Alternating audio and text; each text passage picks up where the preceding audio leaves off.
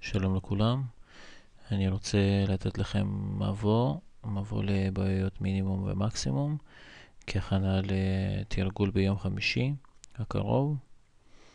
לקחתי תרגיל משלוש יחידות לימוד, שבעצם הוא קל, אבל יש בו את כל הדברים העיקריים על מנת להבין. זאת אומרת, אתם צריכים להבין איך לעשות את התרגילים האלה, מה בתוכנית, זאת אומרת, איך אתם מחלקים את השלבים בתרגילים האלה, וכל זה קיים בתרגיל הזה. אמנם הוא קל. טוב, בואו נתחיל. אז אנחנו מדברים על בעיות מינימום ומקסימום, ובתרגילים האלה אנחנו תמיד מקבלים סיפור, ואז כאן יש לנו את העניין של הבנת הנקרא,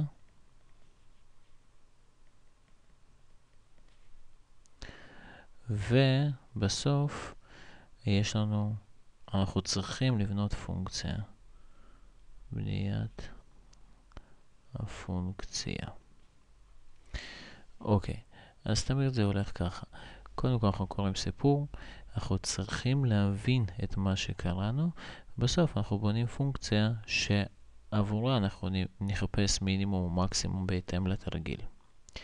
אז בואו ניקח ישר תרגיל ראשון ונראה איך עושים זאת. אוקיי, אני ארשום את התרגיל. מבין כל זוגות המספרים, זוגות המספרים שסכומם 8, מצא את זוג המספרים שמכפלתם מקסימלית. אוקיי, תראו, שתי שורות. זהו תרגיל מאוד בסיסי, אבל אני אראה לכם מה השלבים שנמצאים כאן, שהם בעצם נמצאים בכל התרגילים האחרים, אין שלבים אחרים. מבין כל זוגות המספרים שסכומם 8, מצא את זוג המספרים שמכפלתם מקסימלית. דבר ראשון שאתם צריכים לעשות, אתם צריכים לזהות את המילה מינימלית או מקסימלית בתרגיל. נדגיש אותה כאן, הנה. אחר כך אתם צריכים לראות מה בא לפני המילה מינימלית או מקסימלית, אלא מה הנושא של המשפט הזה. כאן אני אדגיש. אני קורא לפני מילה מינימלית או מקסימלית, ממש לפני, וזה תמיד יהיה בצורה כזאת. יש איזשהו משפט חלקי שכתוב פה זוג המספרים שמכפלתם. אוקיי, אז אני מבין מה הנושא. הנושא הוא זוג המספרים, והפעולה היא מכפלה. טוב, אז אם יש לי זוג מספרים, אני לא יודע איזה מספרים. כמובן שאני אסמן מספר אחד, מספר ראשון. אני אסמן אותו ב-x, לכן מספר שני יסומן גם על ידי x, אבל בואו נראה מה כתוב מההתחלה, מבין כל זוגות המספרים שסכומם 8. עם סכום של שני מספרים 8, אחד מהם x, כמובן שהשני הוא 8 מינוס x. אוקיי, אני רוצה שזה יהיה ברור. מספר ראשון הוא x, ולכן מספר שני הוא 8 מינוס x. כעת אנחנו צריכים לבנות פונקציה שהיא מכפלה. אז y שווה x כפול 8 מינוס x. חבר'ה, זה העיקר. פה בעצם מסתיים הקושי של התרגיל. ברגע שיש לנו פונקציה, ואנחנו צריכים למצוא מינימום ומקסימום, זה הולך להיות תרגיל פשוט.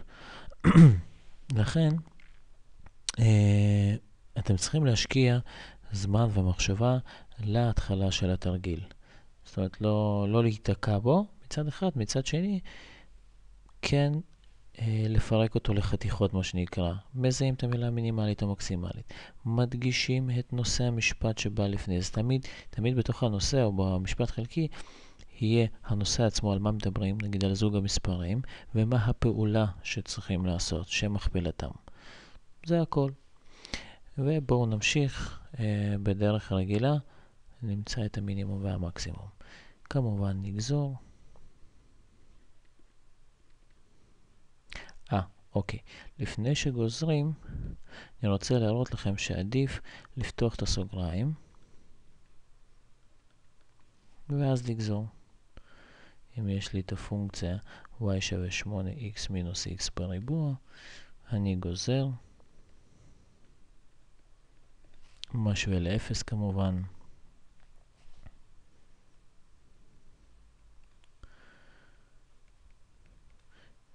ומחפש את ה-x.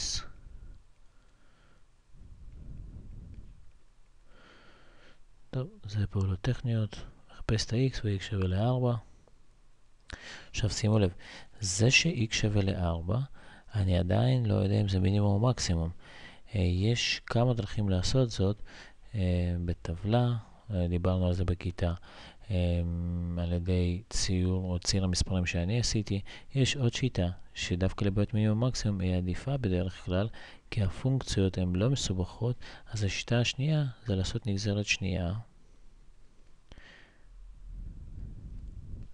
ואם נגזרת שנייה היא קטנה מ-0, אז זאת נקודת מקסימום, ואם היא גדולה מ-0, אז זה מינימום.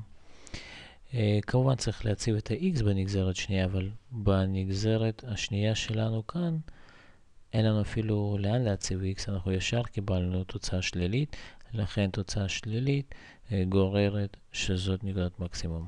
טוב, זה הכל.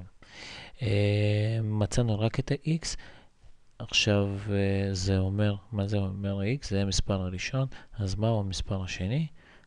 לכן, מספר שני הוא כמובן 8 מינוס 4 שווה ל-4, אז גם הוא 4.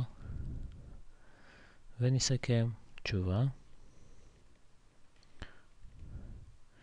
מספר ראשון 4, מספר שני 4. אז יש לנו שני מספרים, 4 ו-4. בקצרה, בואו נראה מה היה פה. שוב אני אחזור לתרגיל הזה. זהו, סיימנו את התרגיל. אנחנו קוראים סיפור. אחרי שקראנו את הסיפור, יש תהליך של הבנת הנקרא, אבל הוא די טכני. לא צריך להיבהל, אנחנו לא צריכים להיכנס עמוק מדי למחשבות. בסופו של דבר, אנחנו בונים פונקציה. איך עושים את זה? למשל, היה נתרגם מבין כל זוגות המספרים שסכומם 8, נמצא את זוג המספרים שמכפלתם מקסימלית. דבר טכני, אני מדגיש את המילה מקסימלית. מסתכל מה בא לפני מילה מקסימלית בתרגיל הזה, או למשל יכול להיות מינימלית בתרגיל אחר. מדגיש את זה, מדגיש את הנושא בעצם, זוג המספרים, ויש פה כתובה כאן הפעולה שמכפלתם. אוקיי, אז אני יודע שיש לי זוג מספרים. את אחד המספרים אני אסמן ב-x, כמובן, כדי שתצא לי פונקציה, אני צריך לדאוג לכך ש-y שווה ל-x כפול, לא יודע, משהו עם x. אז לכן מספר ראשון הוא x, מספר שני הוא 8 מינוס x, וזה נובע מהנתון בשאלה, שסכום המספרים הוא 8, אם אחד הוא x, שני הוא 8 מינוס x, הפעולה היא מכפלה, אני בונה את הפונקציה, y שווה x, בסוגריים 8 מינוס x. במקרה הזה פתחתי את הסוגריים, ואז ברגע שיש לי את הפונקציה, y שווה 8 מינוס x, אני עושה את הפעולות הרגילות, גוזר, משווה ל-0, מוצא את ה-x הראשון, את המספר הראשון, ובעקבותיו המספר שני. זהו.